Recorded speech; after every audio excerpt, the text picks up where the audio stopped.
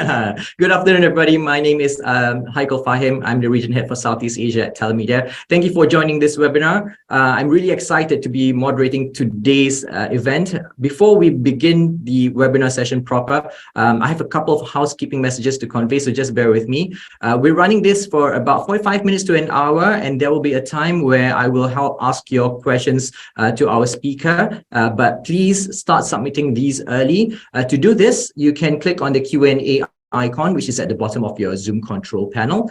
If you're not submitting the questions, you can upvote questions that have been submitted by others to give it a little bit of priority.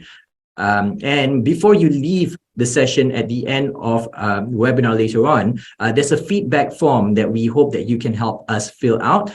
So it'll only take you 2 minutes, I promise you. It'll be really nice to hear what you thought of today's session and what we can do better the next time.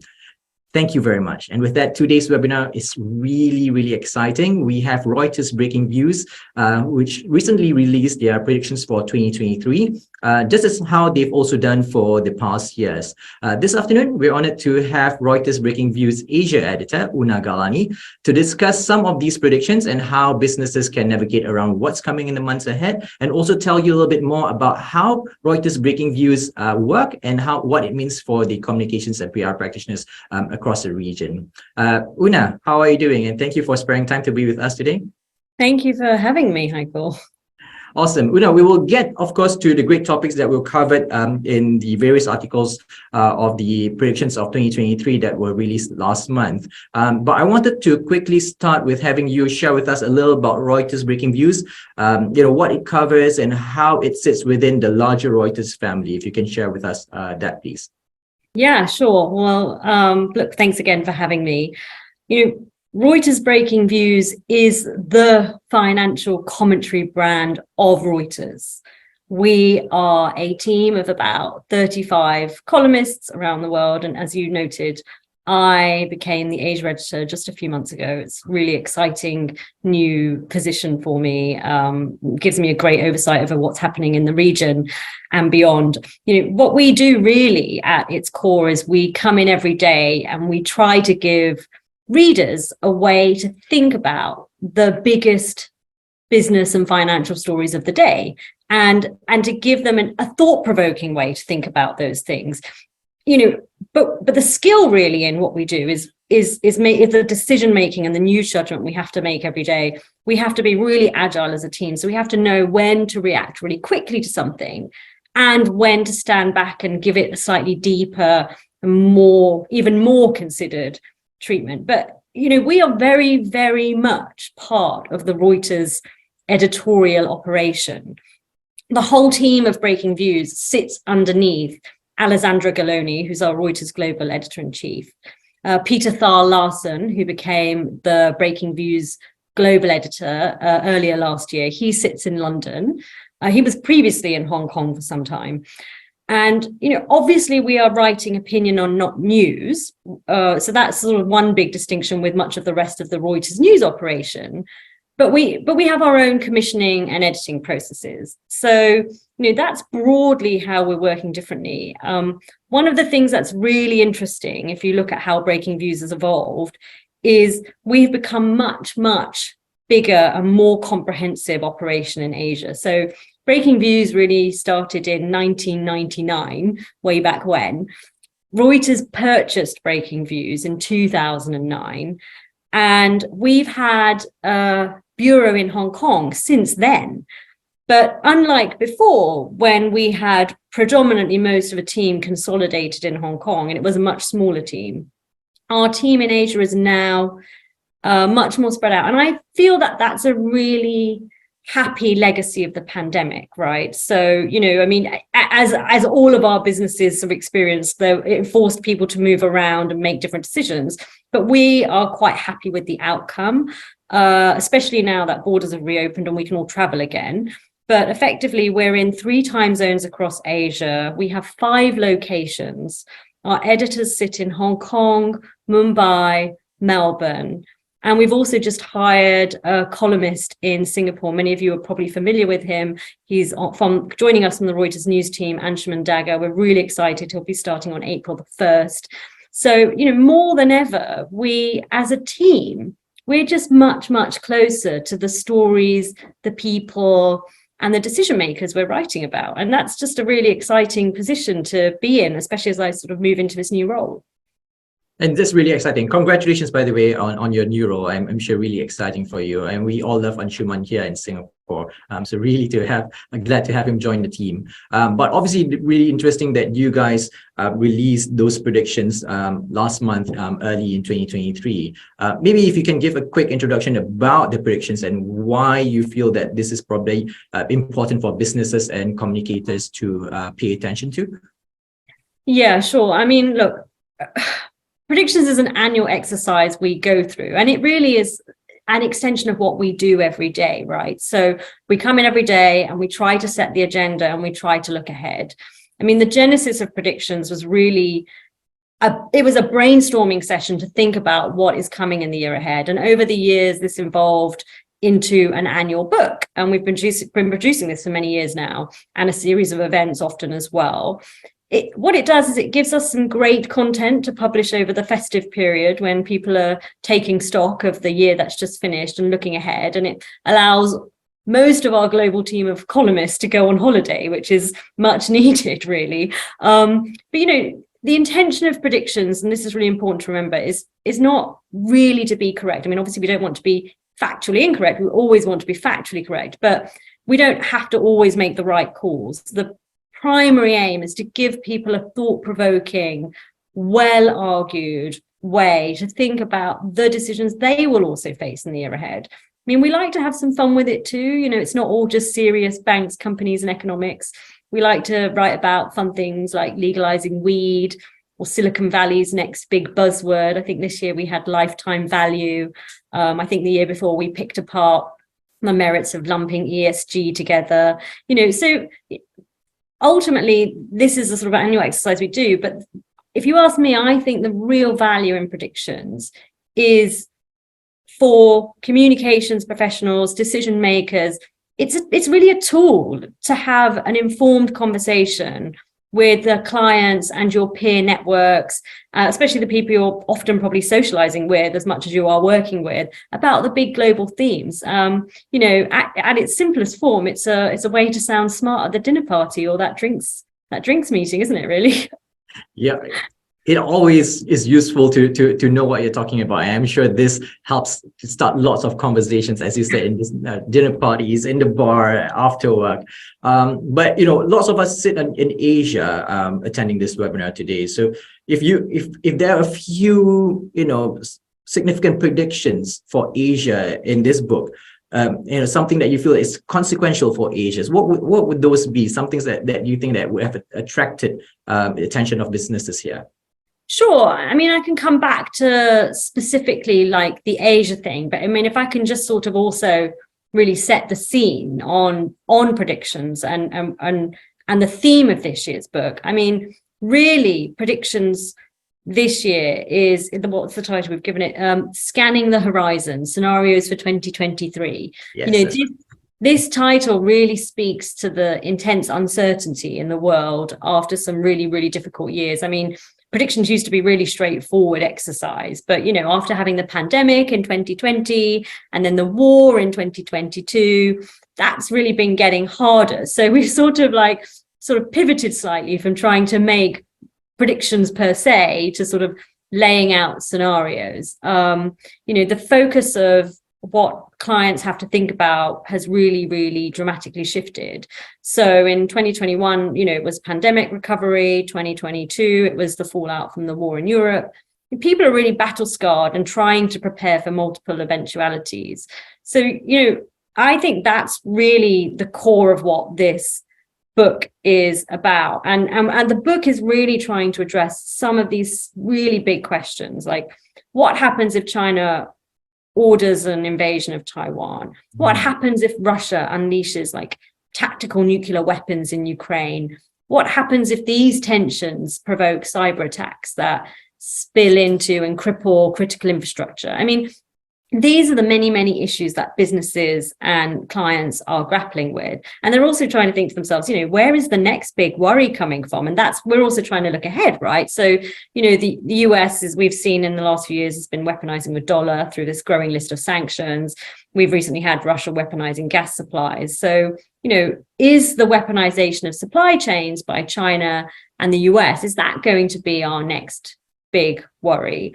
So, that's basically sort of, like part of the book is really speaking to the geopolitical changing situation. And then the other sort of part of the book is also really thinking about and reflecting on the monetary policy side, where we are grappling with these sort of financial conditions that we haven't seen for 15 years, right? So, we've had I like to simplify it down. We've had 3 periods since the pandemic. We had the boom period where central banks and governments were stimulating into the economy, asset prices were appreciating. Yeah. And then in 2022, central banks, they raised rates because inflation was out of control.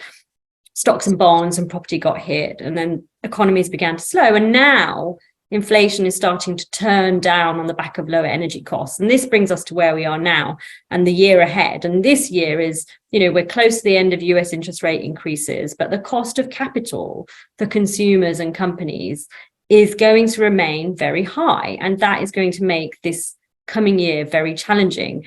Central bankers are going to have to work really hard globally to get price growth down to the 2% that many of them target. And as we argue in the book, we have a piece by our global editor, Peter Thor-Larsen, arguing that central bankers will shift the inflation goalposts. And his argument essentially is that, the Fed and the ECB haven't historically been very good at hitting this sort of magic target of 2% anyway. And the pressures of trying to get there will be very difficult. And obviously, so coming back to Asia, China's reopening, which is sort of, as we were sort of brainstorming this book, this was happening around us. And I think really it sort of only became into its full force in the sort of second half of December, and it took all of us by surprise. So, now one of the big questions is, how is China's reopening and how it will decide to prop up its own domestic, it was $18 trillion economy. How is that going to complicate the task for the rest of the world? And so the overall theme of this year's book really tries to speak to how decision makers are trying to work around these big themes. But sorry, if you forgive me, I just wanted to set the scene a little bit because it's so important. No, that's brilliant because it really puts things into perspectives and things that we really want to think of, because predictions, as you said, are not meant to all happen. So I mean, it will be really trying for business to foresee some of the prospective things that may be happening, and how to navigate around it. So yeah, that's brilliant. Was there anything else you wanted to add? Sorry. Yeah, well, I mean, I think you asked me, what are the most significant predictions for Asia? I mean, I think these sort of fall into 2 big pockets, really. One is financial centers in flux. I think many people on this call will live in some of those places. And the other sort of pocket is really the supply chains and the sort of how those are shifting across Asia. So, I mean, if you think about, in the book, we argue that Hong Kong's IPOs will go back to a less luminous future. I mean, effectively, we're arguing that Hong Kong's reopening is not going to be a silver bullet. It's good. It will be good for the economy. But fundamentally, what's happened over the last 4 years between anti-government protests, the pandemic, and sort of China's tightening grip on the territory does mean that the way companies and investors traverse what is essentially a gateway to China, business gateway to China, has fundamentally changed. We think that we can already see the shortage of issuers, companies that want to go public in Hong Kong. I think that's easing. There's no shortage of stories saying X, Y, and Z wants to raise some money. But the other problems are stickier. The rising US-China tensions are there. And that will mean that, that will be consequential. I mean, more Chinese companies listing will probably have political undertones. It will mean it's harder for the US firms and Western firms some of the Western firms really at least, to advise these companies. And then it's not really clear who is going to want to buy the Chinese company shares. I mean, global funds have always been really, really underweight China, but their current holdings of long-term funds is still very low compared to their earlier allocations. And so, I mean, it's been a couple of months since we wrote predictions, and that's why we're now writing about, the things that Hong Kong officials are championing. They see the city's potential as a place for global investors, not just to go into China, but also as a place where Chinese investors from the mainland will come to Hong Kong to invest into the rest of the world. And that's becoming more central to the Hong Kong story, partly because they don't have a choice. They're caught between these big global headwinds. But, if we extend like the look at financial centers beyond Hong Kong, obviously as part of this, we think Singapore will continue to benefit. We think Singapore will continue to buck the global property downturn. I'm sure many of you are grappling with horrible rental prices at the moment. Yes. Yeah, I mean, the place is booming. It's awash with Chinese capital, but the cost of putting talent there, is becoming prohibitive, and that is a real problem for many firms. We also see this sort of continued strength for Singapore manifesting itself through other ways, like through the city's banks, like DBS. It's a $60 billion sort of biggest Southeast Asian lender. I think we see it continuing to push overseas. We see opportunities for Asian financial institutions like DBS to step up more where Western firms continue to retreat from the region. And this is why we argue, we think Piyush Gupta, who DBS's CEO, is Asia's boldest banking boss. The second part of that, the theme of what is really important for Asia is, again, going back to supply chains. I mean, I think that the same trends that are hitting Hong Kong and Singapore really apply to also the supply chains. It's all part of the same thing, right? We think that Taiwan's Foxconn best encapsulates this change, right? So we have a prediction in the book saying that Foxconn will reinvent itself and global electric vehicle supply chains in 2023. And, this is effectively a company that is best known for churning out these, iPhones for Apple in China. But it's planning to make electric vehicles, batteries, and even the chips that go into the cars for global firms. And it's now looking to do that in Indonesia, in Thailand, in Saudi, in India.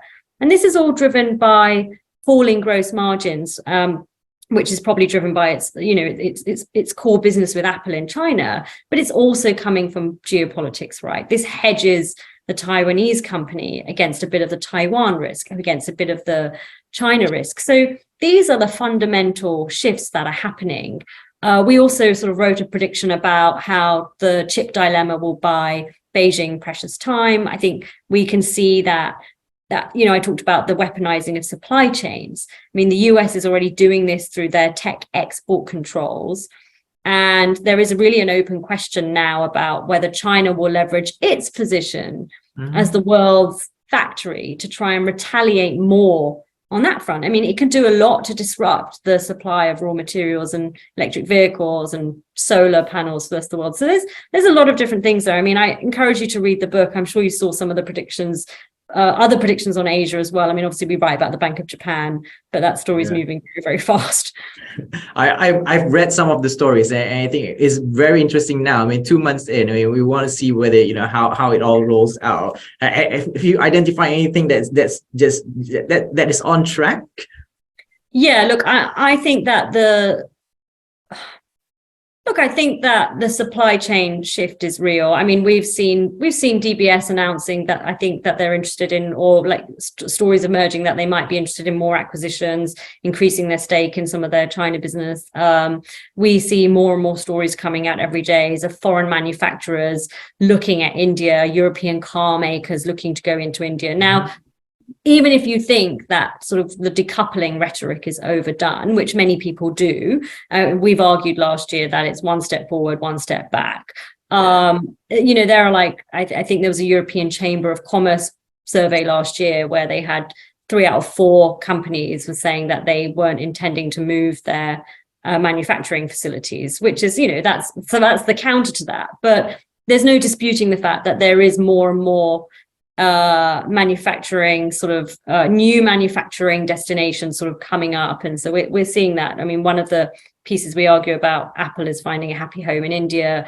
And we also sort of write a little bit about the quiet quitting of China. And we continue to see that. I think we had another company just last week say they were, they were leaving China. So, I mean, people at the end of the day have to figure out where they sit on that spectrum. But yeah, those are some of the stories and predictions that you feel that will affect Asia the most. But was there something in the list that you feel that has garnered the most interest and started conversations since it was rolled out? Was it something quite significant there?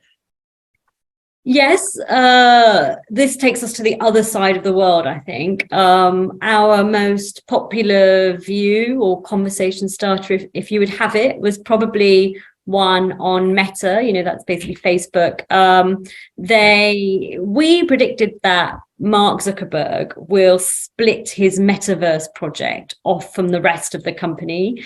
So I think the headline was Mark's Facebook will split Meta, take the verse, or Mark Zuckerberg will split Meta and take the verse. It's fun.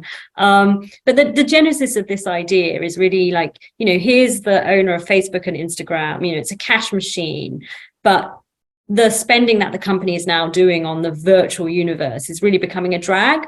And that's a problem because also its interest in the virtual universe is also a problem because regulators are paying more attention to Facebook because of its virtual ambitions. So I think, we argue that Mark Zuckerberg could fund the project personally through dividends he earns from his own. He still owns 60% of the company, right? Yes. Amazing, but there are other reasons too that he may want to do this now. I mean, my colleague Lauren, who wrote the prediction, who's our US editor, she says, he's never someone who's run the company through a downturn and run a public listed company through a downturn. And if he did have a side project, then it would be sort of easier for him to hand the day-to-day reins of the operation to somebody else. So I think it was a bit of a cheeky one, but I think that probably definitely got tongues wagging. There was another one too. I think we had it was really sticking again with the tech theme. It continues to be popular. We had a prediction that said Netflix will be next on Microsoft's shopping list. So, as you know, boss Satya Nadella is a pretty bold deal maker. He's not shy of making acquisitions. He's been buying loads of stuff. He bought LinkedIn, which I'm sure everybody uses. And the largest deal so far on his list was the $70 billion acquisition of Activision Blizzard, and that's a video gaming company. But that deal looks like it's under a lot of scrutiny from the trust busters. So whatever happens, we think actually Netflix makes much more strategic sense for the company, and it would be easier for it to get past the trust busters in Washington and Brussels. I mean, effectively, Netflix and Microsoft, they already work together on some stuff like advertising, and there is a personnel overlap. So I think effectively, and they both have gaming ambitions. So, you've got a $1.8 trillion behemoth, which is Microsoft, and a $180 billion company. Financially, they can do it. I don't think it will make very good returns from a cost of capital perspective. In fact, that's what Lauren argues. But we also sort of acknowledge that that's not the only reason people do deals. And so that's why that was one of our other really, really popular predictions. It's very interesting. Why do you think, though, that has been so popular? Why do you think it's garnered so much conversations and people are so interested in it? It's a great question. I think that people really like the very, very differentiated work that we do in this particular area. These are both examples of classic, bold, corporate finance based predictions. This is the core of what Breakingviews does really, really well. We take something extremely complicated and we simplify it in a smart way. It doesn't dumb it down. And I think, there's no shortage of column inches and ink spilled on some of the sort of broader geopolitical topics. And even there, we still try and set a high bar. But I think when it comes to companies and fantasy M&As and banks. We've really over the years mastered how to write about these in a unique way. I think the other reason they're popular is that sometimes we're right. So like in 2019, for example, we predicted that SoftBank was ripe for the attention of activists, and that one came true just a couple of months later when Elliott swooped in. Don't ask me what we got right last year, because I think that was a tough one with the war in Ukraine. I think it threw a lot of things off.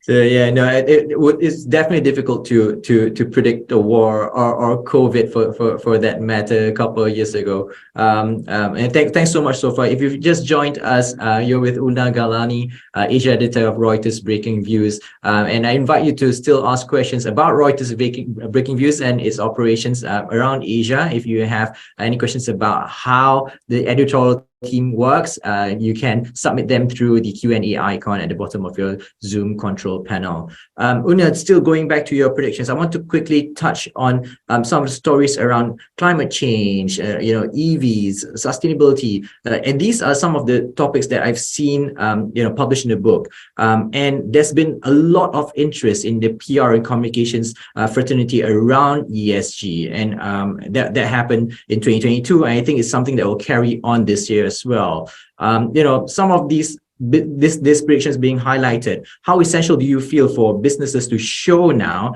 that they are involved in ESG and its efforts? Very essential, I think. So I just spent 3 weeks, and I'm dialing in from Mumbai right now, but I just spent the last 3 weeks recently in Hong Kong. And, even when you're there, like, everyone is telling you that ESG is very important. It's still a big theme for people. So I know, like, there's been a sort of school of thought that ESG has become slightly less important because of the sort of economic downturn. But, we all know that the climate is going to get warmer with big consequences. That's not really a very difficult prediction to make. But we do argue in the book that championing ESG has sort of become really a double-edged sword. We imagine a letter from the CEO of a fund manager to his shareholders. He's delivered record earnings, but the fund's position doesn't reflect his own views on climate change, so he quits.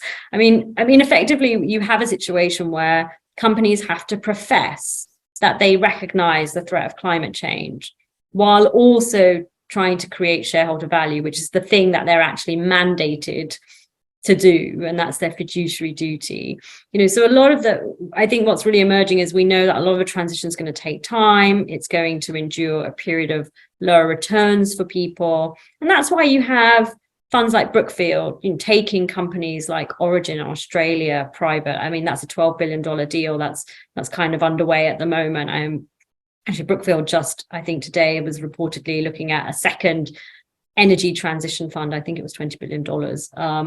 But, I think that effectively that balancing act of in public of trying to sort of champion ESG, but also deliver shareholder returns, and the fact that there are more politicians sort of emerging on both ends of that divide, because commodities is such an important, fossil fuels is so important as an economic driver.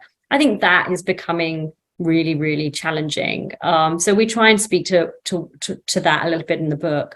Equally, I think we think this year will be the year that banks will start putting water security further up the agenda and how they think about sustainability. So as you probably know, 90% of the impact of climate change, it manifests itself through water. Mm-hmm. And we all live in Asia, and we know that Asia is at the sharp and pointy end of climate change. But effectively, we have coming up in March, just in a couple of weeks' time, the United Nations will be holding a COP-style water confab in New York. And this is going to be the first such water-focused meeting in decades. Mm-hmm. One of our Asia editors from Melbourne, Anthony Curry, he'll be going there. And we're going to be watching really closely to see what comes out of that. Just to throw a number at you, I mean, Goldman Sachs, last year, I think they racked up something like $660 sustainability tagged deals, but they were all about oil and gas. That 650 were like all about oil and gas. And there's just a dozen that were like really about water. So we expect that those numbers will start to change. We also have one other prediction in the book. It's sort of ESG related, I guess. We predict that conscious consumerism will be left on the top shelf.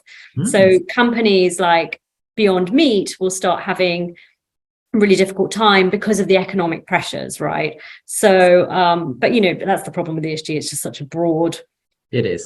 things. Yeah, but it will be really interesting to see what comes out of that UN meeting. So one to really watch quite closely. Just going back to the entire predictions, if you were to look at it holistically, if there's one big takeaway for you, what do you think that will be for everyone to take note of? Look, you can't predict, so you've got to plan your scenarios. You've got to be flexible. You've got to accept a level of uncertainty. You've got to be alert to the pressure points that are emerging in finance, governance, geopolitics. I mean, I think that's really the big takeaway. But beyond that, the book is full of like individual fun stories to read, which kind of which are a window into all those sort of bigger themes we talk about. I do recommend everyone to have a read the book, and lots of it is obviously on this website as well. I'll be able to try to put a link a little bit later on the chat for you to have a look. Going back to Breakingviews, Una, and your role and its remit around Asia, would you share a little bit about how your reporters work? And obviously, lots of people attending this session right now are communicators. So how can they possibly get some of their stories of their companies and the companies they actually represent onto Breakingviews? If they were to send something to your teams, what's useful? What would be useful to send them? Okay, well, I think the first and the most important message I want to get across is that communicating makes a big difference. So we do our best to talk to the companies and the decision makers on everything we write about. And we try to always give people the opportunity to put their views across. As a columnist, you start off with a thesis based on your experience and knowledge. And the rewarding thing about the communication process with the company, with the communications professionals, starting all the way from public relations to IR to the C-suite, is that those conversations you have can totally turn a view on its head, at the most extreme. And that happens to me. I mean, that happened to me just a few weeks ago. I started off with a thesis about a big company I was writing about, and I had a lot of engagement, and I really just changed my view. And my editor said to me, "Oh, that's the opposite of what you were saying the other day." And I said, "Yeah, well, I did the reporting." I think, so that extreme, it can kind of turn a view on its head. And that's probably the benefit for communications professionals who are trying to sort of stand out their safeguard and champion their company's message, right? And at the other end, it can just provide the nuance. So I met a big global fund manager the other day, and they basically said, we don't always agree with everything you write, but we think it's smart. And effectively, like, that nuance is really important because it can make something seem fairer, even if people don't fully agree with the argument. I think that the benefit of that kind of engagement between companies and columnists is probably not fully appreciated. And I think that really speaks to the heart of what we do and how we write commentary. Every organization may be different, but we very much write reported commentary. We tend to talk to our sources on background so that we can have more candid conversations with them. But we do quote people, right? It's not that it's completely off limits. Quite often the companies and the people we talk to and the bankers do not want to be quoted, and that's why this format works well. But they have an interest in having their opinion or a perspective out there in the market.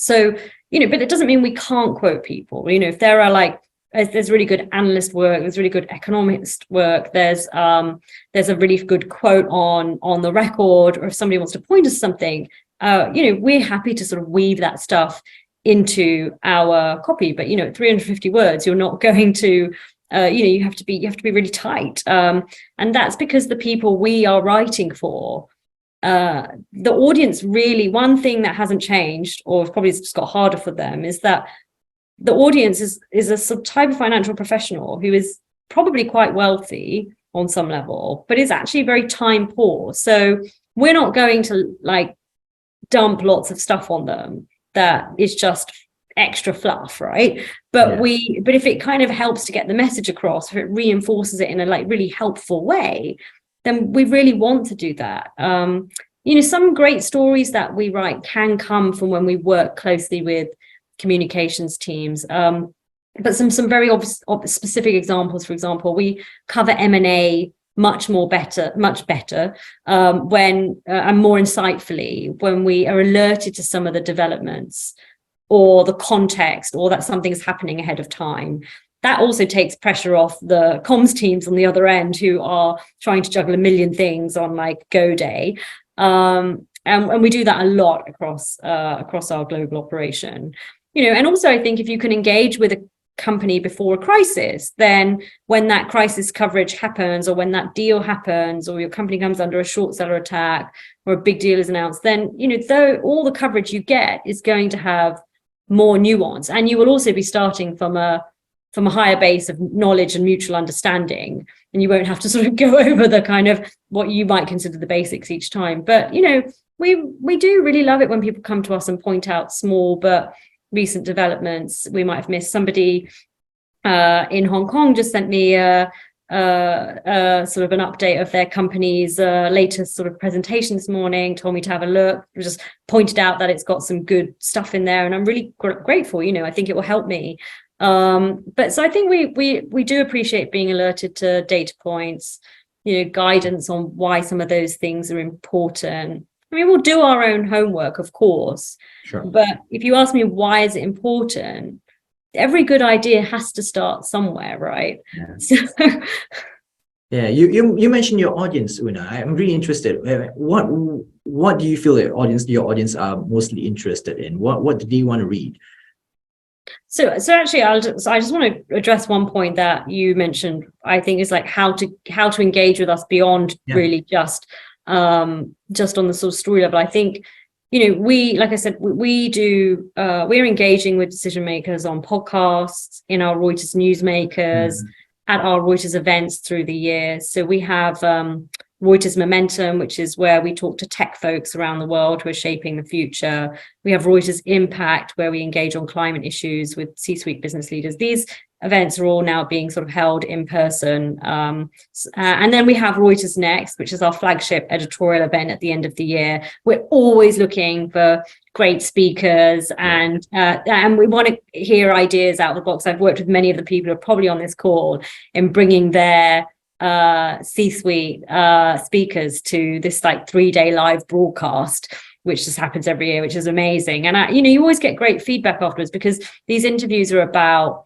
I think the companies really enjoy them as well, because the whole point of Reuters Next is we do it a large part to try and have, particularly the Breakingviews content within that, we try and have really interesting thought leadership style discussions with people. We are not, I mean, Breakingviews it has the luxury of just standing back from things a bit and taking a kind of bigger picture view on things, rather than always like looking for the absolute next news story, although obviously news drives a large part of what we do. So that's one way that we can engage. And in terms of editorial, like guest columns and things like that, I think we do welcome guest columns, although we encourage people not to write them before they send them to us.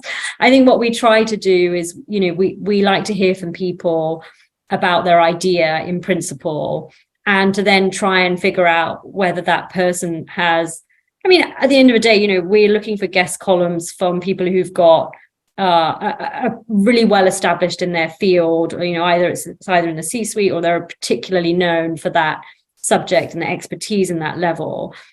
And we'll try and work with the people who are proposing these guest columns to try and figure out like how could we turn this into sort of a view, or like something that will really resonate with our readership. I think you asked about like our readership a bit, but I mean, we're really trying to cover the stories that resonate with a financial professional who is, companies, business, economics. Yeah. We lean a lot towards covering the banks and the financial institutions because they drive so much of what we do. Cool. I'm just looking at some of the questions, and there were questions around what was it earlier that I've already marked as answered. Taking contributions. So whomever sent that, thank you very much. We've got your question answered. Hopefully, if there's any follow-up questions, you can just send it through as well. I'm just picking up one question before we carry on with a few others as well, Una. I know you already spoke about the ability for you to still quote people, but how can comms professional be useful to you and your team? So if there's something you mentioned lead time, giving lead time in terms of content, when these are being sent through, what would be useful?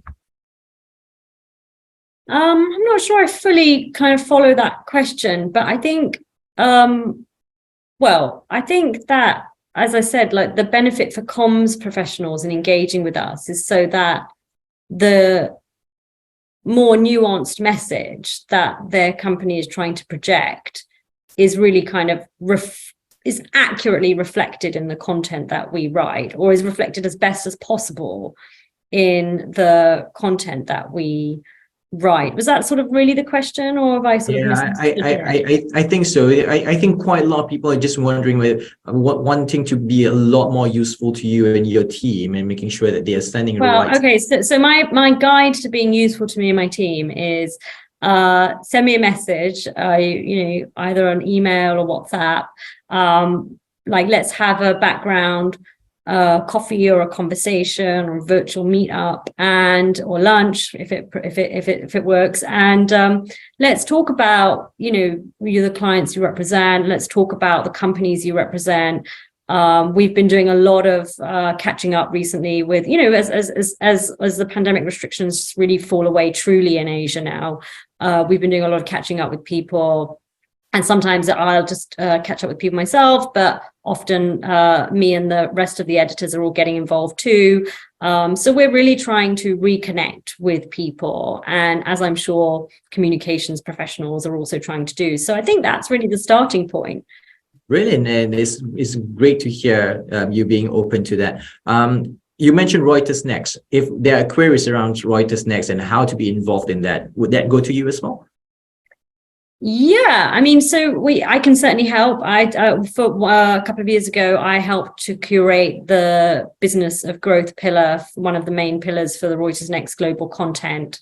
And I mean, all the journalists at Reuters have access and should have an open channel with the events team here. I'm particularly close to them because I've worked with them fairly closely on a few projects. I love bringing speakers to Reuters Next and all the different Reuters platforms. It's just a fun way to engage with people, and it really puts the people behind some of these stories out there. And I think that's I think we need to do a lot more of that. Cool. In the mix of the communicators who are on this session today, I know there are a few journalists who've also signed up to listen to what you have to share, and because you and your team do such great work about in writing these financial commentaries. Have you got any tips and secrets that you probably want to share with writing a good financial commentary? Well, I mean, I can give you the Breakingviews cheat sheet if you'd like. I think the main thing is that we want to give people a clear takeaway about something that's happened or will happen, right? And I'll just keep going back. Our commentary is reported commentary backed by facts.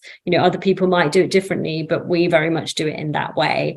We always make a point of trying to road test our ideas with informed sources. So it's many of the people in this room, it's including the people we are actually writing about, or the companies we're writing about.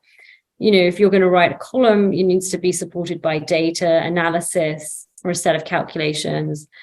We do use numbers to put the topic into context and to try and reinforce the argument. The skill is obviously to not drown somebody in numbers, because another principle of what we try to do is to make it fun to read. If you have too many numbers, it turns into a numbers soup. It's not very fun to read. And, you know, I think we ultimately like trying to stay laser focused on the core audience of financial professionals and give them something that give them a mix of something that they're not necessarily going to get like in that sort of same mix elsewhere. I mean, effectively, like our core product is 350 words. It goes back to that whole value for time proposition that we have. But everything we write, you know, we have a range of content from 200 words up to 1,000 words. We have videos, podcasts, events. So, you know, good commentary, like sort of really fits into these sorts of, they ticks a lot of these boxes. These days, I think we're being a little bit more selective about the news we react to. But I think that sets the sort of a higher bar for us all to, you know, we're really focusing on trying to give people sort of a way to look slightly ahead of things. But yeah, I mean, that would be probably my cheat sheet to write breaking news. Although I meet a lot of people who say it's very different. They always say imitation is the best form of flattery, and I do often meet newspaper editors who tell me they've tried, and then they sort of put their head in their hands and say it's very hard work. I'm sure it's extremely hard work, and credit to you and your team for doing what you're doing, and we all in the industry definitely appreciate it. There's a very interesting question about what you said about Singapore and Hong Kong and you know, the developments around these markets. And you're based in Mumbai, so any thoughts about where you will base yourself in time to come, or are you staying put where you are? Yeah, well, I can see who's submitted that question. I know her very well. Bettina, yes. Hi, Bettina. Yeah, look, I sort of like to joke at the moment that I'm a bit like Saudi Aramco. So I'm still like doing my tour of Asia and proposing where will be my listing destination. No, but I mean, you know, I'm right, and I've been in India for the last few years. So my history is I started in London. I spent 3 years in Dubai. I spent 4 years four very happy years in Hong Kong, and then I moved to India. Yeah. And I took on the role a few months ago. At that point, Asia was still very much like a bit locked down, and so yeah, now I think it is a sort of open question. I mean, it's a hard decision to make really, because probably like for Saudi Aramco, there's so many destinations you can go to these days.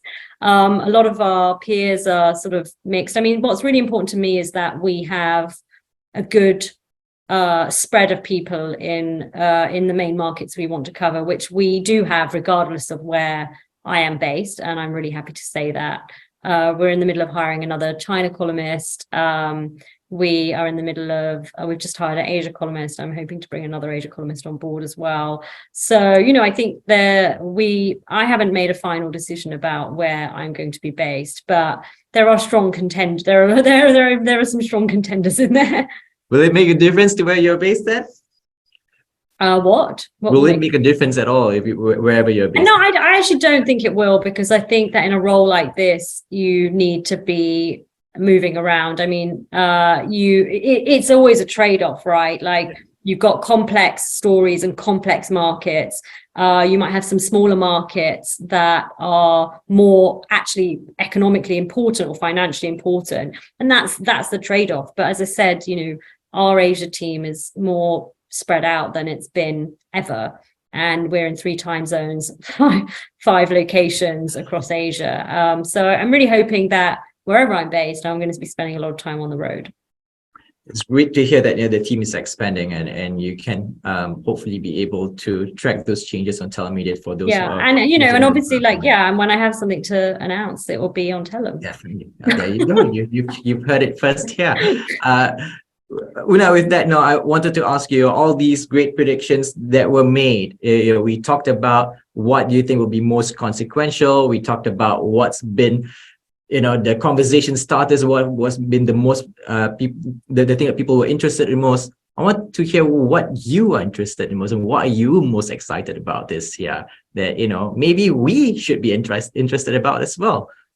Okay, well, I mean, I'm going to be watching, like, I think probably like most of us, we were going to be watching China and Hong Kong like a hawk, right? You know, does does the reopening, to what extent does the reopening mean a normalization of business? And I think, everyone in Hong Kong is like waiting for that. I think everyone in the rest of the region is waiting to see that as well. So just seeing how that normalization of activity gets going is really important. I think I'm also really, really watching this sort of tighter embrace on the back of the Ukraine-Russia war of this of between the Gulf countries and Asia. I'm really excited about that. We can sort of see it materializing through a bunch of deals already, whether it's First Abu Dhabi Bank going for Standard Chartered, or Olam Agri's dual Saudi Singapore listing. And you've had International Holding Company putting some money into Adani, or at least theoretically proposing to do that recently as well, as having done it earlier as well. So I think that these are like really, really strategic deals. I mean, you take any one of them and they might just seem like an ordinary deal, but you add them all together and it's a level of activity that looks quite strategic. And it is, it's all designed to shore up food, financial, trade security. And that's really, we talk about all these geopolitical shifts, but they're not all bad news. Some of them can create new business opportunities. And I'm sure many of the people on this call will also be thinking to themselves at the moment, we're thinking more about the Gulf, thinking more about the Middle East, and, where the opportunities for business really lie as well. So, I think those are some of the things I am watching out for this year. If that's what you're watching out, we should keep an eye as well. Una, thank you so much. I promise you we will probably keep it to about this duration. So thank you so much for spending your last 45 minutes with us. I truly appreciate it. And thank you as well, everyone who's listened in for the past 50 minutes. Thank you for those who submitted your questions through the Q&A. I think we can all agree that we took a pretty great deal away from today's session. So to all of you who tuned in for the past hour, thank you. Visit www.telummedia.com to learn a little bit more about what Telum does for PRs and communicators around Asia Pacific. If you're not a user yet of Telum Media and struggling to find the right contact in the region, please speak to us about using our media intelligence platform. Remember to fill the feedback form as you leave today's session. Una, thank you once again. Any last words?